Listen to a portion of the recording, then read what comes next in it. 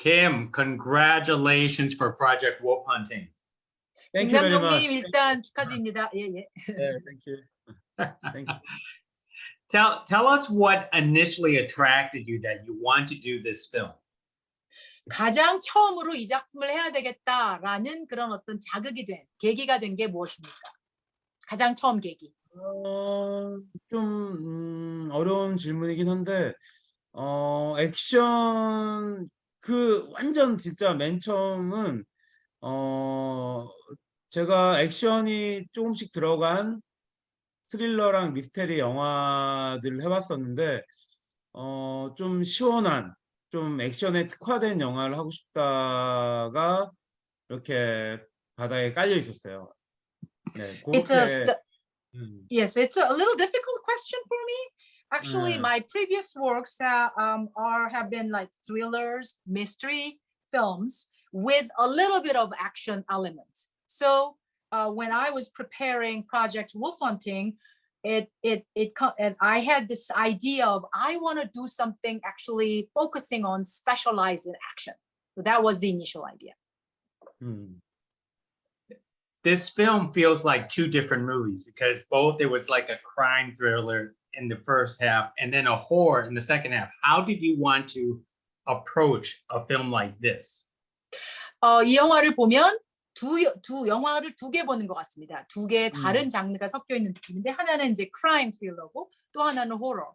그래서 이거를 어떤 방식으로 이렇게 두 가지를 결합하실 수 있었는지. 이게 사실은 아까 첫 번째 질문이랑 연결되는 것 같은데 세 가지 장르예요. 세 가지 장르인데 처음에 액션을 아까 그 질문에 연결해서 액션을 생각을 했고 거기서 이제 글을 썼다 지웠다 하다가 필리핀에서 한국으로 범죄자를 이송했던 기록이 2017년도에 있었고 그게 굉장히 흥미로워서 근데 한국으로 이송을 하고 나면 감옥에 들어가면 끝인데 이송하는 과정에 뭔가 흥미로운 일이 일어나면 얼마나 재밌을까라고 생각을 했고 코네어식의 이야기가 떠오르더라고요. 근데 이 코네어식의 이야기는 너무 어떻게 보면 진부하고 올드하고 과거의 코네어라는 그런 굉장히 완성된 형태의 영화가 있기 때문에 뭔가 다른 걸 갖다가 집어넣어야지만 이야기를 완성할 수 있겠다라고 생각을 하고 또 자료를 찾고 고민을 하다가 과거 필리핀에서 실험을 한국인 징용했던 조상들을 상대로 인체 실험했다는 그런 기록을 보고 그 두 개를 갖다가 섞어서 뭔가 새로운 느낌을 갖다가 가져가자. 근데 또 그렇게만 가져가면 너무 진지한 이야기로 빠질 수가 있고 너무 감정이입이 되면 어떻게 보면 약간 과거의 이야기를 상업적으로 이용했다라는 그런 나쁜 얘기를 들을 수가 있을 것 같아서 완전한 이건 영화다. 이거는 사실 상업 영화다, 대중 영화다라는 걸 보여주기 위해서 SF 액션이죠. 사이파이 액션을 갖다가 추가를 했죠. 그렇게 이 세 가지 장르를 통해서 하나의 이야기를 완성을 했습니다. 네.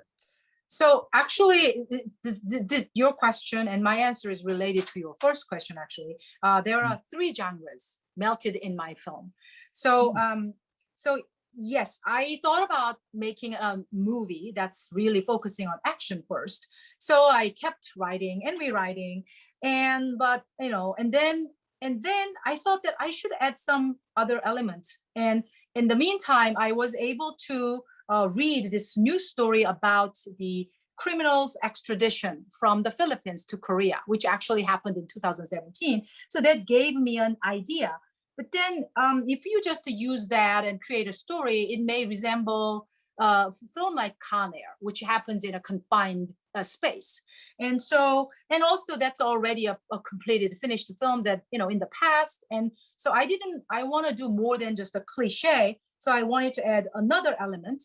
And in the process, I also learned about the past human experimentation that happened in the Philippines during the World War II to happen to the Korean, my ancestors, Koreans. And so I wanted to add that, but if I just incorporate that one, it might turn the movie a little too serious. And I also don't want to be blamed for commercializing this past tragedy. So, I thought, you know what, that I want to really make it clear to the audience that this is a film. not a serious, the nonfiction. So that's why I added the third genre, sci-fi action. That's how I ended up making my film.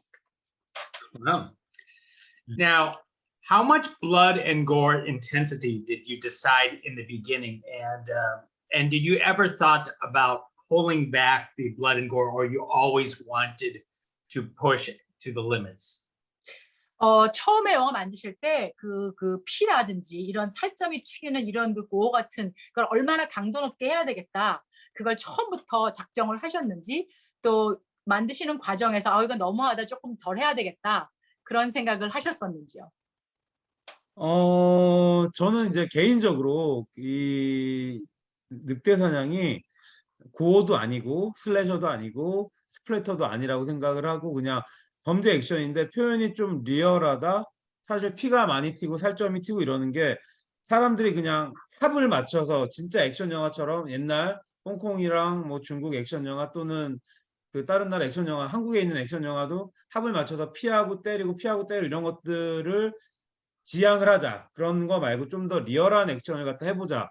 죽느냐 죽이느냐 요 상태에서는 사실 실제로 의사들한테 자문도 구하고 했지만 이렇게 배웠을 때 피가 많이 나오고 이런 것들 최대한 리얼하게 하고 싶었어요. 그래서 그 느낌을 갖다 살리고 총을 맞았을 때 튀고 이러는 것들도 사실은 이가 피가 많이 튀고 살이 뚫리고 뭐 뼈가 부서지고 이런 것들을 좀 더 리얼하게 하기 위해서 그 리얼함을 목적으로 한 거지 사실은 고어적으로 좀 표현을 갖다 강하게 해야겠다라는 생각은 한 적이 없습니다. 그리고 또 하나는 한 씬은 오미트를 했어요. 한 씬은 따로 빼놨는데 그 씬 자체는 너무나 이 잔인하게 생각이 되기 때문에 그래서 형사 중에 한 명이 죽는 씬이 있는데 그 씬 찍은 게 다 들어가 있긴 한데 한 씬만 오미트를 해서 빼놨습니다. 네. So let me answer your question. Personally, I don't see my film. I didn't plan my film to be a slasher or a gore film or blood splatter kind of. No, that wasn't my plan. I just wanted to create an action thriller based on reality, based on how people actually, how they react when they are in such a situation of either kill or to be killed.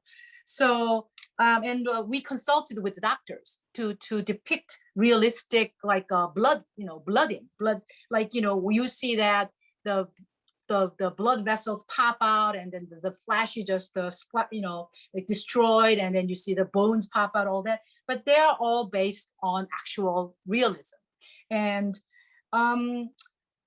so actually, speaking of those realistic scenes, there was one scene that I did not include in my final cut. Yes, that scene. It was a cop. One of the cops was killed. And it was a little bit too cruel. So I didn't include that in my final cut. That's too bad. But I always like to ask is a lot of the effects in this film is practical. Why do you prefer practical effects over, VFX effects? 왜 그렇게 현실적인, 실제적인 효과를 원하셨어요? 그러니까 좀 더 이렇게 판타스틱한 그런 특수 효과가 아닌, 특수 효과도 실질적이어야 된다. 그거를 고집하신 이유는 무엇입니까? 제가 개인적으로 전에도 아까도 얘기했지만 아모레스페로스라든지 시티 오브 갓이라든지 이런 현실 베이스의 영화를 굉장히 좋아하고 과거에 제가 만들었던 작품들도 보면 한국의 사회적인 이야기 그다음에 현실적인 그런 액션 예를 들면 그 더 체이스라는 영화가 있는데 거기에는 노인들이 주인공이죠. 근데 노인들이 주인공인데 정말 젊은이들처럼 이렇게 마샤라치를 하면 이상하기 때문에 정말 진짜 노인들이 싸우는 것처럼 막 다리를 잡아 당긴다든지 진흙밭에서 구른다든지 깨문다든지 약간 그들이 할 수 있는 그런 액션. 개인적으로 그런 리얼리티 액션을 보는 것도 좋아하고 제가 좋아하기 때문에 다른 분들도 좋아하지 않을까. 그러다가 이번 작품이 좀 피가 많이 나고 하긴 하지만 그렇게 리얼함으로 빠진 게 아닌가라고 생각이 됩니다. I like movies like stories based on reality, such as Amores Perros by Alejandro Iñárritu or City of God. those are my favorite films. The stories happening in hooked into reality. So I actually, if you can see from my previous films, I've always talked about the real society, the real Korean, communities in my films. For example, one of my other films is called The Chase, and their and protagonists are old people. They're old men, seniors. So if you make those seniors fight using martial arts, that's not realistic. So I made them fight by biting each other or kind of rolling each other in the mud. That's much more realistic. So yes, that's always been my idea. Make a film based on reality. Excellent. Now, was this filmed on an actual cargo ship, or did you have to create a set? Because I wonder how you handle tight spaces for filming. 이 영화를 실제로 그 화물선 안에서 찍으셨는지 아니면 세트를 만드셨는지요? 그러니까 이렇게 그 한정된 공간, 밀폐된 공간에서 작업하시기 쉽지가 않았을 텐데요.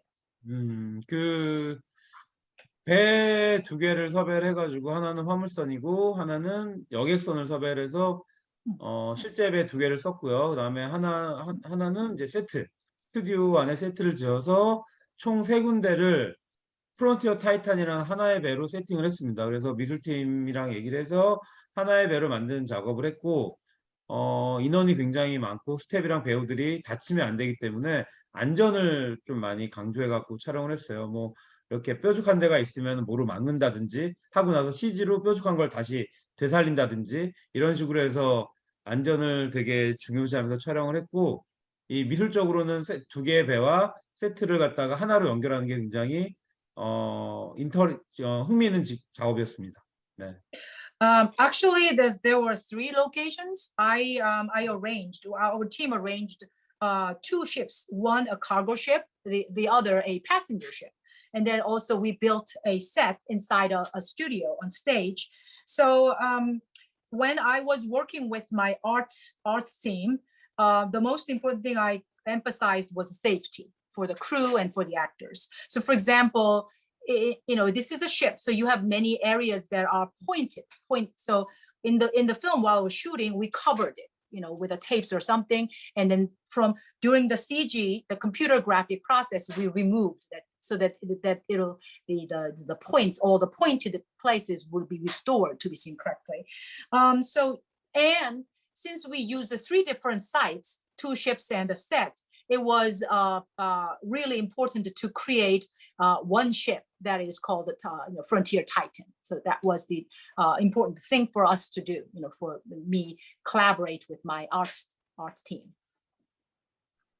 And so which scene was the most difficult for you as a director? 감독님 입장에서 가장 어려웠던 씬이 있다면?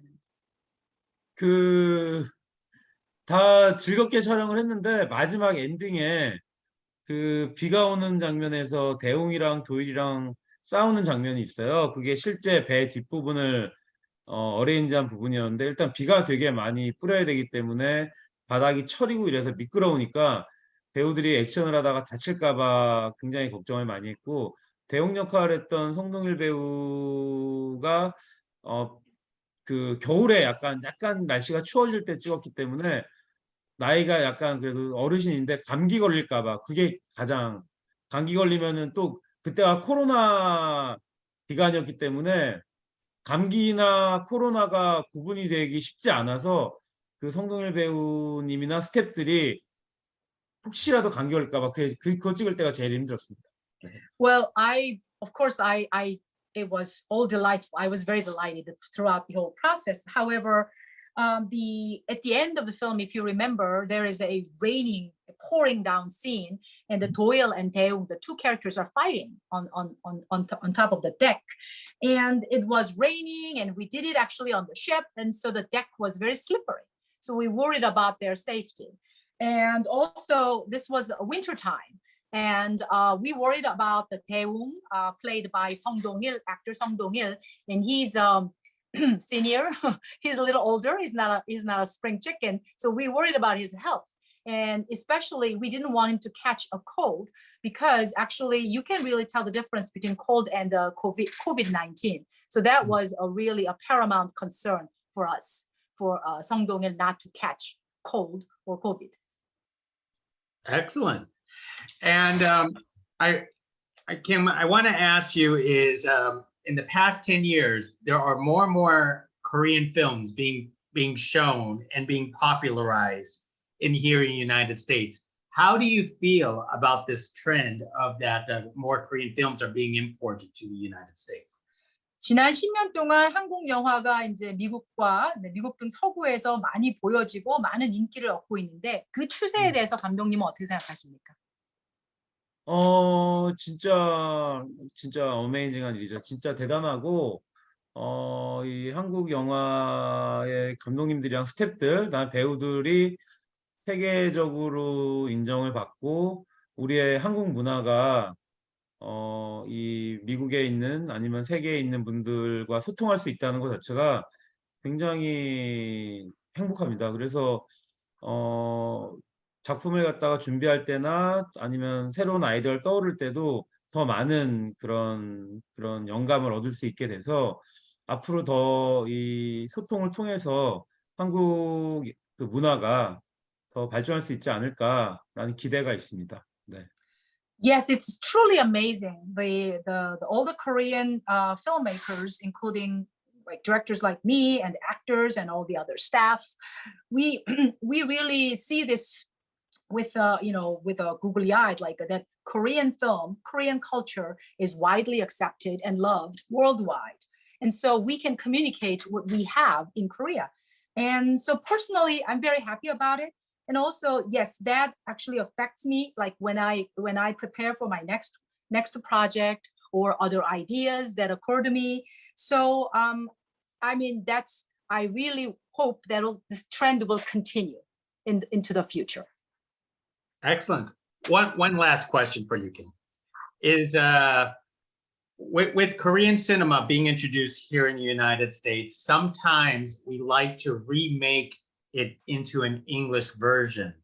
Are you opposed to that idea, or do you welcome the idea if someone takes an English version of Project Wolf Hunting?